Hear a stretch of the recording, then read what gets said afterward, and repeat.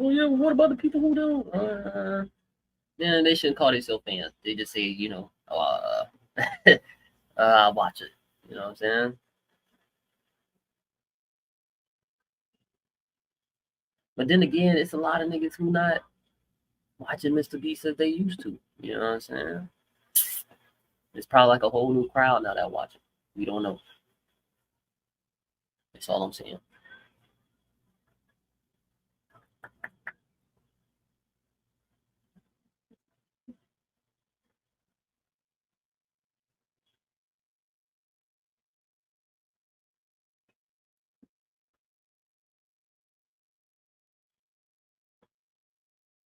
Oh, the fake world of rapper lifestyle. I don't want to be a regular rapper. You know why? Because these regular rappers be broke. This is cap. The industry is cap. This shit is not real, bro. This shit is all perception and perspective and everything. 50-50, we gonna have to have. Oh, you're getting 360? I don't know. No, don't tell me you don't know. It's amazing how rapper contracts have been the center of ambiguity and confusion for 30 Did he just call out his deal in front of him? Everything. 50-50, we gonna have to have. Oh, you're getting 360? I don't know. No, don't tell me you don't know. It's amazing how rapper contracts have been the center of ambiguity and confusion for 30 years. How do rappers still not know what's going on with their business? We see it every day. As soon as they get the deal, the first thing they do is get the rapper starter kit. Why is rap the only art form that idolizes being a customer? I need like 3-4 of these this long. Look how many tags, 20 tags already. Great customer.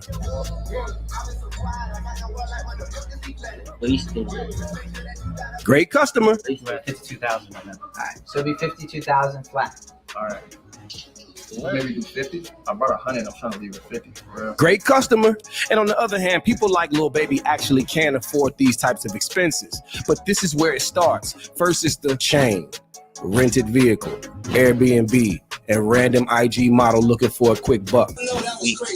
That's funny. Not the rapper starter kit. Oh my goodness. My boy off to a good start. He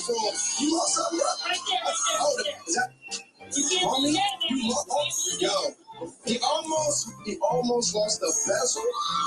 Take care of that before we continue. That's gotta go. You know what? Let's hold it like that. When you posted this photo, I'm asking the question. I don't know what the hell it is. So, So basically, I was traveling to New York, right? And I was on a commercial flight. So I saw a picture that I liked. It was my mood picture. So I posted. I put travel. Odd. How was he? Are you ready? Hold on, you're not getting on the stone. Oh, okay. I'm getting on the stone, bro. Oh no. Oh no. Oh no.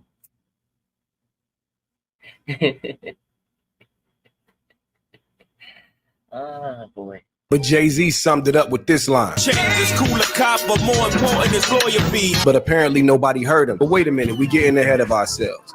The truth is, most of this is not even these rappers' fault. These dudes are really just doing what they've seen their idols do. But their idols eventually outgrow the nonsense and back away from it. Look at Jay's 444 album. You want to know what's more important than throwing away money at a strip club? Credit. And he was the main dude pushing the idea of jewelry, fast cars, and spending big dough. Hip-hop's competitive nature set the wrong tone for the new generation, but the fans love it. And therein lies the birth of the fake world of broke rapper lifestyle. And it's interesting because I never think of rappers as victims, but they are. Let's look at how a record contract really breaks down to really understand how broke rappers actually are. Your single was 99 cents, mine was $4. This is an incredibly slept on Jay-Z line, and I'm gonna tell you why.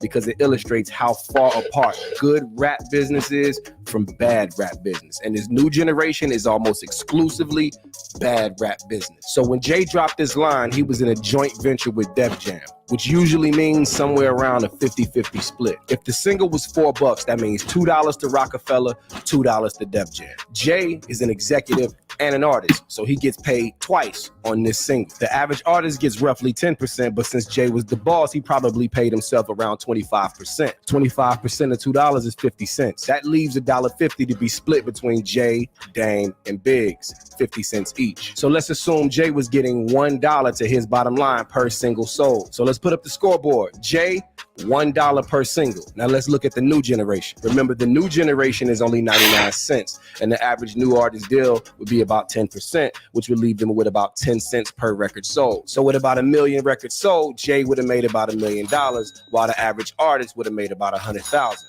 But let's not forget, that average artist took an advance, and that advance was probably $250,000. And this is how you can have an artist with a platinum single and still be in debt to the label. And the mechanics of how an album works are even worse, but we'll save that for another video. So when you see artists throwing money and copping jewelry, usually that's the money they got from the label to make the album. It's all a big contradiction, because so many artists say they use rap and sell drugs to escape the hood and take care of their families just to get rich and blow it all on bullshit.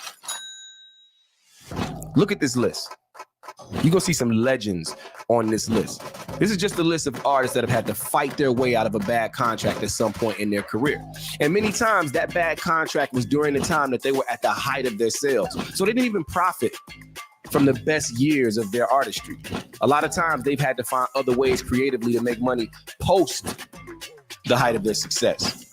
So then I think about like a new artist who signs a deal, gets in advance, doesn't manage it right, is in a bad contract. Then they get on the internet and flex, and now they have an image to uphold. So the next thing you know, they robbing the next man to try to keep the image up to hopefully sell records to get the money that they already got that they should have managed better. You get what I'm saying?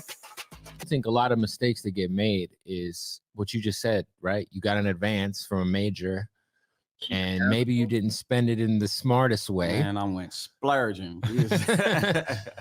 And a lot of people don't realize, like, you know, you get that advance and your music has to make that much money back times whatever your terms are. Otherwise, the conversations get dry. And well, also otherwise you're not going to see any money off your music. Right. You know what I mean?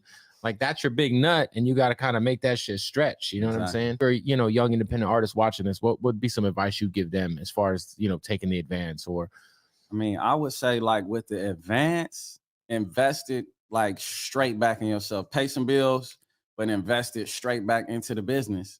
Because at the end of the day, if the music not going and you ain't got nothing cracking in the people's face and marketing and going, like, what that advance mean? Like, you got a chain and some money and some, you know. So why are rappers so pressed for clout? What is it that makes these artists feel like they have to sacrifice their financial well-being and the future of their careers just to look good today? I mean, the pressure from this type of situation is unbearable. Remember when Lil Wayne was having seizures on flights because he was ODing on drugs? Why do you think these dudes are over-medicating themselves in these situations? It's the pressure from the spotlight, the finances, and what they have to do and who they have to be to please the fans and meet all of their financial obligations as artists. I mean, just look at how many rappers have been exposed for wearing straight up fake jewelry. Or look how many artists have been exposed for trying to look richer than they actually are. I say it like this: shout out to any of the managers, lawyers, labels, or individuals that are trying to hold these artists accountable, teach them some level of financial literacy, and get their heads in the right direction. It's time we pray for the next generation. Fact. Because that shit is terrible.